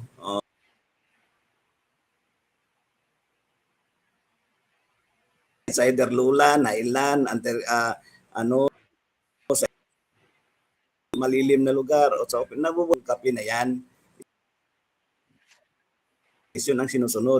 Ang yung practice, na yan ang tradisyon, yan ang practice na nasa ilalim siya, talagang yun ang traditional o practice. Pero actually, pag tinanim mo siya hindi sa lugar na para sa kanya, nabubuhay talaga yan. Walang yan, nabubuhay, namumunga din. Iba lang, may kaibahan lang doon sa kung saan siya nababagay na lugar. Yeah. Yun lang yun. Kaya maganda ang industriya ng kape talaga, in demand talaga at napakalaki ng market. Dito nga, pag bumili ka ng seedlings ng kape, yung seeds mismo nasa 500 to 700 ang kilo. Yung pangbinhi mo, pangbinhi na nandiyan ka mahal. Oo, 500 to 700, selected na yan.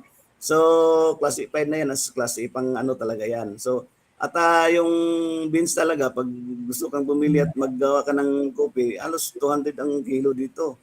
So, kasi hindi man talaga ang kopi. Ang daming gumagawa ng kape ngayon na mga company na gumagawa ng kopi talaga. Iba klase ng mga kopi. Maski mga herbal, mix pa yan, nandyan talaga yung kopi. Hindi talaga mawala yan. So may mga barako pa, may mga yung granulated pa. So bihira lang kasi gumagawa ng kopi na nasa market, yung mga networking company ganito na yung tawag nito granulated. Talagang ginagawa nila is yung instant. So wala lang masyadong gumagawa ng instant dito, imported pa galing po sa China. Kaya pag may malaking production ng kopi at may magtayo ng company na gumagawa ng instant coffee, yun, papatok yun. Yun lang po. This next question is addressed to kay Sir DJ. Sir, if there are farmers, let's say, itong mga farmers that Agri-Talakayan and Magkasangga sa Buhay is assisting, can they also be members of Naturland? Can they be taken in as your farmer members? Pwede po ba yan? Mga dito sa kanila. Yes po, I think that can be explored in the future. Ngayon po kasi we are working on piloting pa muna yung Naturland standards on specific areas of the country, which I think were identified ng LUAM-CP. And so I think in the future magkakaroon ng mga additional engagements with other LGUs or other cooperatives sa ibang areas ng ating bansa. But for now po kasi focus pa sa ating, mga pilot municipalities. But of course we are not closing the door for future collaboration po. So we can Thank you. So I think more likely for now, yung collaboration natin would be together in campaigning organic lifestyle in agriculture. Yes. Mga consumers, mga farmers. Yes. So, mga ganun engagements po. Opo. If we will have events with our partner institutions, especially with the academy, we'll be sure to invite you. Thank you. I think we can also do the same para collaborative yung ating mga. Please. Maganda po yun. I think Invitahin nyo naman ako dito. Ay, opo. Go ahead, sir. Si Tita Josie ang mag-i-invite sa iyo dyan. Tita Josie talaga. Para dalawang oras na share din natin yung talent natin. Lapit lang yung Cagayan de Oro. 2 oras lang yung, di ba, Kapes, yung ano? Nasa anim na oras din. Malayo yung Hindi, aeroplano na. Wala pa, 1 oras. Wala 1 oras. Aeroplano na 35 minutes. Oo. Wala pa 1 oras. Anim na oras eh. 6 na oras ba? Pagka napunta nga, So, si Ma'am Josie, nasa Cagayan Base ba siya? Sa Cagayan de Oro. Cagayan de Oro Nandun pala, base siya doon. Cagayan de Oro. Yes. Sige. Nalasin ng kape. Kasi parang naalala ko, nagbisikleta lang ako noon. Nakarating ako kagad eh. Sa bus, nasa 8 hours yun eh. Parang Manila, Baguio yun, kalayo. Okay. Oh. Okay. Ay, mukhang nanaginip lang yata ako. Palagay ko. Gising ka lang ng 2 oras. Yung unang oras, tsaka yung huling oras ka lang gising. Tama. Kuya pala ako. Kaya. Ayun po, maganda po yung naging araw natin with Sir DJ and Ma'am Josie. We're really happy to have them as our guests for today's episode. Not only guests, they are our partners. At sila na mga partners natin. So napakaganda po. We are looking at a better future for both Naturland and Agri-Talakayan. At pagpapatuloy po natin yung pagkakalat, advocate ng organic practice dito sa ating bansa. Dapat po, hindi po tayo titigil ng pagsasalita, pagkikipag-usap, pagkukumbinse sa ating mga kaibigang magsasaka, yung ating kasamsaka. Ating mga kasamsaka na mas magandang alternatibo ang paggamit ng organikong pamamaraan. Talaga mas mura. Mas mura pa, no? Kasi yung sinasabi nila ng mahalang organic, that's fake news. Fake news. Naglilinis tayo eh. Yung po yung mga kinakalat po ng mga kalaban natin mga higante. Hindi po mahal ang organiko. Ang mahal po yung kung nasisira yung ating kapaligiran. Yung unti-unting namamatay ang ating mga lupa. Unti-unti pong nawawala ang pagiging sustainable ng ating farming industry. No? Pagdating po yung araw, wala na pong tutubo sa mga sa mga lupa natin dahil patay na po siya. Wala na po, kagaya mga sinasabi ni Kapets, ni Kape, wala na tayong microbes, wala nang buhay. Yung na siya, sterile na. You wouldn't want a sterile environment. Yung sterile environment is only applicable to the operating room. Kung uoperahan ka, dahil punong-puno ka na ng cancer cells.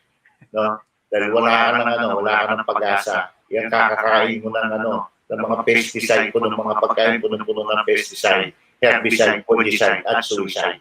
Ecocide ang tawag doon. Ecocide. Ecocide leading to suicide. Yun po tayo. Doon po yung mga term ng dapat tatandaan natin na para tumibo sa ating isipan yung dangers of eating food that are filled with chemicals. Yun po tayo. At nagpapasalamat po kami kay Sir DJ. Sir DJ, any last words to our watchers and viewers and listeners? I think nasabi mo na lahat, sir. I can only just say, sasabihin ko lang na basta OA, okay. Kaya muli, nananawagan po kami sa ating mga listeners and of course kay Sir Eric, kay Sir Dominic, kay Sir, please also join yung interaction during the live stream this Saturday po. I'm sure na marami din pong matututunan ang ating mga participants sa inyong mga inputs during the open forum. So once again, thank you so much for this opportunity and we hope na our participants are one with us in advocating organic agriculture for the present and the future. Thank you so much po. Thank you very much, Sir DJ, and to Naturland. Kapets, any last words po? Ito po, tayo ay magpapaalam na dahil wala na po tayong oras. Maganda sana ang talakayan natin, kaya lang short po yung time. At tayo nagpapasalamat sa ating bisita na si Sir Deji. At DJ, si Ma'am Juicy na nauna na pong nag-live no, sa atin. At sa ating mga viewers at sa dyan sa ating studio, kay Kuya Dong, kay Eric, at sa lahat po ng ating mga taga-subaybay. God bless po, God bless. God bless din po, Kuya Eric.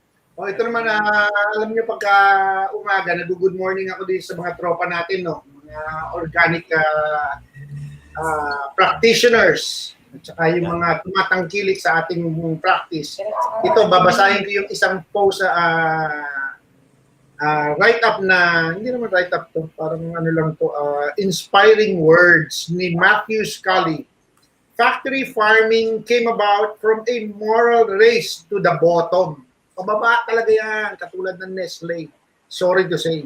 With corporations vying against each other to produce more and bigger animals with less care at lower cost. Ganon din ang approach nila sa mga plants. No? So, yung mga giants dyan, more power to your fall. Good morning sa lahat. Yes, good morning. No? Parang kinilabutan ako doon sa more power to your fall. Talagang mali. Talagang bullshit na bro. Mukhang kailangan ko na maghanap ng bagong studio. So bago ako magpaalam, shoutout muna sa ating mga manonood. Sa ating pag-share naman yung mga ano rito. Ay nako, ang daming nanonood po kanina. Maraming salamat po. So we have si Mavic Jimenez who joined us. Sabi nga niya, good morning daw. At kay Manong Bert Arsiaga, good morning po Manong Bert. Kay Malu, kay Sister Malu, sabi niya interested daw siya na makinig at manood sa ating programa.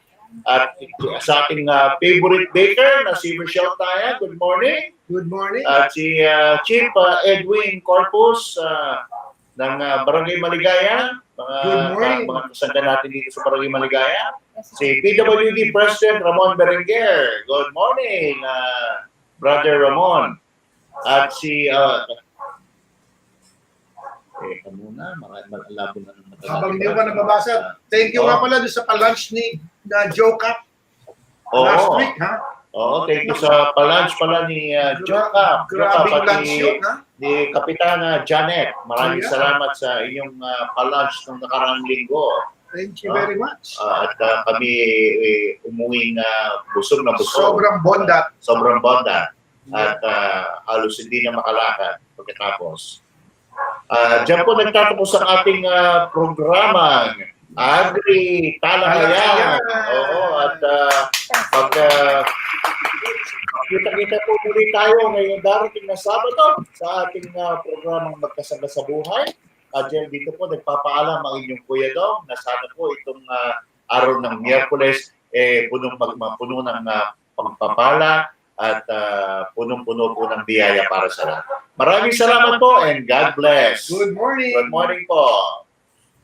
God bless everyone. Thank you very much. Follow my FB page, Pitch Velasco. Yes, please.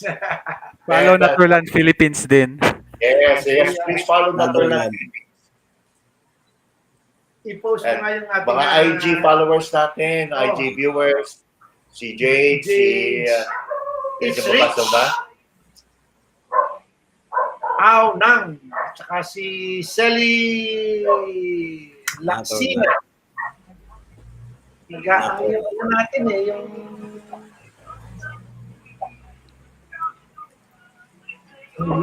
ganda. Sa pagtutulungan, pag-ibigay, ay lalampasan, magkasangga, magkakapit, sa hamon ng buhay, di ba magaling mo? Ako ang iyong kasamang ibigan, sa lahat may kapapapay. Naturland. Okay, nakapalo na ako ha. Thank you po. Okay. Friday. Friday. Okay, okay, sige. Kita-kita tayo sa Friday. Remind Opo. niyo ako, remind. Remind Invite niyo your lang ako. colleagues din po. Invite your colleagues. Okay, okay. Sige, sige. Bye-bye. Bye.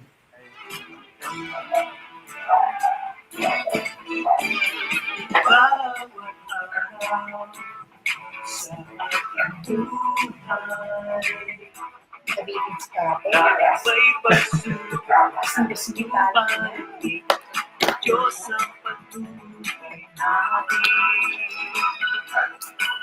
Lahat ng hirap ngayong kararanasan ay pansamantala. Pag-asa ay darating, mag-inig, sisikat na ang tiwala sa dilim. Magkasangga, magkakapit, sa hamon ng buhay, di ba magkapit? Ako ang iyong kasamang kaibigan, sa lahat di ka mapapabayaan. Magkasangga, magkakapit, hamon ng buhay, magkakapit. Tayo ay magkasamang kaibigan.